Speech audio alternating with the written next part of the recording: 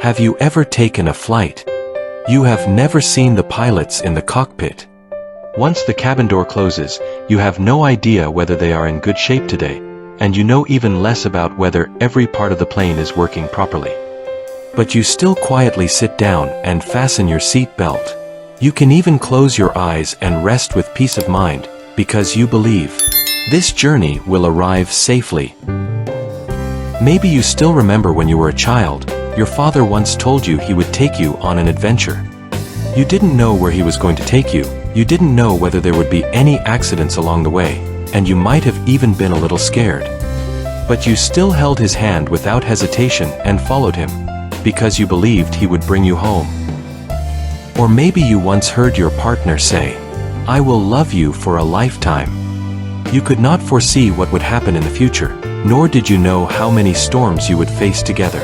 But you still gave your heart to him, because you were willing to believe. In life, we often believe in things and promises that we cannot see, touch, or fully control, but we rarely stop to think, where is my trust in God? In the Bible there is a man whose story looks just like these scenes, and he is Abraham. God said to him, "Leave your country, your people and your father's household, and go to the land I will show you." Abraham didn't know the destination, didn't have a map, and didn't even know how long the journey would take. But he still went, because he trusted the God who called him. Another time was in the New Testament, when Jesus' disciples encountered a fierce storm on the Sea of Galilee, and Jesus walked toward them on the water. Peter saw this and said, "Lord, if it's you, tell me to come to you on the water." Jesus said, "Come." So Peter really stepped out of the boat.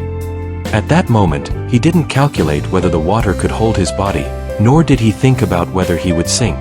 He only considered one thing: Jesus was right there ahead of him. This is what the Bible calls faith. Faith is not blind impulse, nor is it self-comfort. It is trusting God's promises because you know His character. Even when the situation seems impossible, even when the road ahead is not yet fully lit.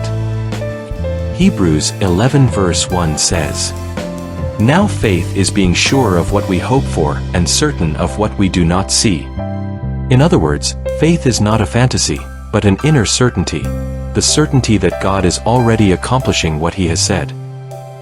So, how can we have faith? The Bible gives us a very clear answer.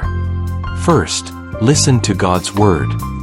Romans 10 verse 17 says, "Consequently, faith comes from hearing the message, and the message is heard through the word of Christ."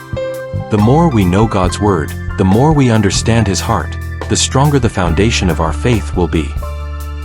Second, practice trust in small things.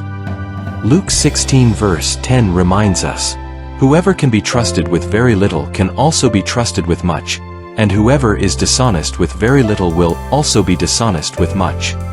Don't wait until the big storms of life to learn faith, but learn to rely on Him in daily choices, in things that seem insignificant. Third, remember God's faithfulness. Psalm 77 verse 11 says, "I will remember the deeds of the Lord. Yes, I will remember your miracles of long ago." When we recall how God has led us through challenges again and again, we will have the strength to keep believing in the face of new challenges. Faith will change us.